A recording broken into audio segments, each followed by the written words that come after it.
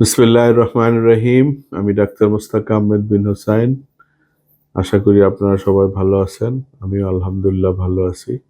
শীতের এই শীতের এই সময় যে শীতকালীন যে রোগগুলো বেশি হয়, আমি ওই রোগগুলি নিয়ে আলোচনা আগেও করেছি, এখন করতেছি। আপনারা সবাই মনোযোগ দিয়ে শুনবেন। আশা করি এই জিনিসগুলি আপনাদের কাজে আসবে। তো এখন আমি আলোচনা করব বাত নিয়ে। বাত কি? বাত এক ধরনের ব্যথা, আমরা যেটা বুঝি, বা আর্থারাইটিস যেটাকে বলি। তো আর্থারাইটিস বা বাত, সেটা বিভিন্ন সময় বিভিন্ন রকম পজিশনে, বিভিন্ন রকম নাম, বিভিন্ন রকম উপসর্গ বা সিমটম আমরা দেখি। নর্মালি বাত বলতে আমরা বুঝি ব্যথা। ব্যথা বিভিন্ন জায়গায় হতে পারে, সেটা হাড়ে হতে পারে, মাসেলে হতে পারে, বা কোনো স্পেসিফিক কোনো নার্ভে হতে পারে, বা শরীরের কোনো জায়গায় হতে পারে।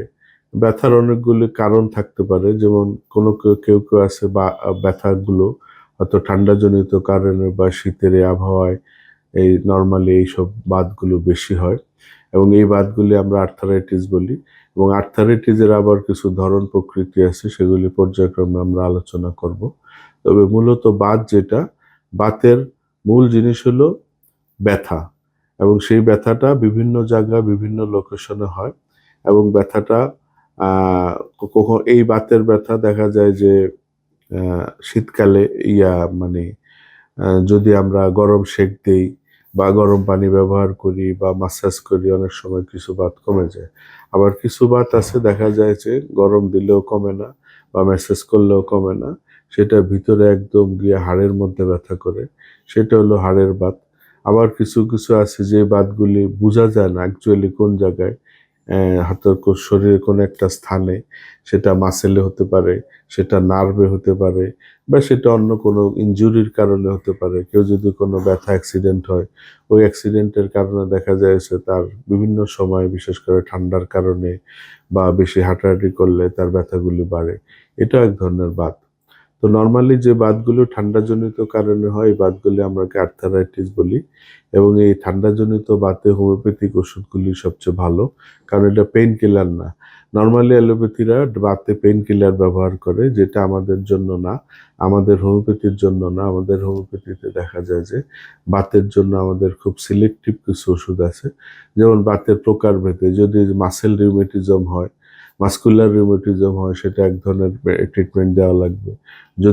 যদি আপনার ঠান্ডাজনিত বাত হয়, সেটা এক ধরনের ট্রিটমেন্ট। যদি যেটা হাড়ের কোনো বাত বা মানে হাড়ের ক্ষয়, ডিজেনারেশন, সেটার জন্য এক রকমের ট্রিটমেন্ট আছে। এবং যদি আমরা দেখি যে না, নার্ভের কোনো ব্যথা বা নার্ভের কোনো স্টিফনেস, সেটা এক ধরনের বাত। তো এই ধরনের বাতগুলি আমরা বিভিন্ন রকম হোমিও ট্রিটমেন্ট নিতে পারি, যেটা সাইড এফেক্ট ছাড়া, এবং যেটা কোনো পেইন কিলার না, যেটা খেলে অন্য মানে কিডনি বা অন্য লিভার বা অন্য কোনো সাইড এফেক্ট বা অ্যাসিডিটি বাড়া, এই ধরনের কোনো প্রবলেম হবে না। এই ধরনের কিছু সুন্দর চিকিৎসা হোমিওপ্যাথিতে আছে, যেটা আমরা দেখা যায় যে লক্ষণ ভিত্তিক আমরা চিকিৎসাগুলো যদি করতে পারি, তাহলে সেটা অ্যাকুরেট চিকিৎসা হবে এবং সেটা পার্মানেন্টলি রোগ আরোগ্য হওয়ার সম্ভাবনা আছে। তবে ওল্ড এজ জনিত যে বাতগুলো আছে, যেমন বার্ধক্যজনিত বাত বলতে যেমন হাড়ের ক্ষয়, তারপরে তার মাসেলের দুর্বলতা, বা তার ঘন ঘন ঠান্ডা লাগার প্রবণতা, ওই ধরনের কারণে যে বাতগুলো, সেগুলো অনেক সময় দেখা যায় যে দীর্ঘদিন একটু ওষুধ খেতে হয়, বা একটা টাইমে টাইমে যখন সে বাতটা আক্রমণ করে তখন মেডিসিন নিতে হয়। তো যাই হোক, ওভারঅল কিন্তু বাতের জন্য খুব ভালো ট্রিটমেন্ট হোমিওপ্যাথিতে আছে, যেটা ফিজিওথেরাপিরও দরকার হয় না, যেটা কোনো অন্য পেইন কিলারের প্রয়োজন হয় না। নর্মাল ওয়েতে ওষুধ খেলে দেখা যায় তার বাতগুলি মোটামুটি পার্মানেন্ট ভাবে ভালো হয়ে যায়। এরপরে আমরা অন্যান্য বাত নিয়ে আলোচনা করব। তো আজকে এ পর্যন্তই। ভালো থাকবেন সবাই। আসসালামু আলাইকুম।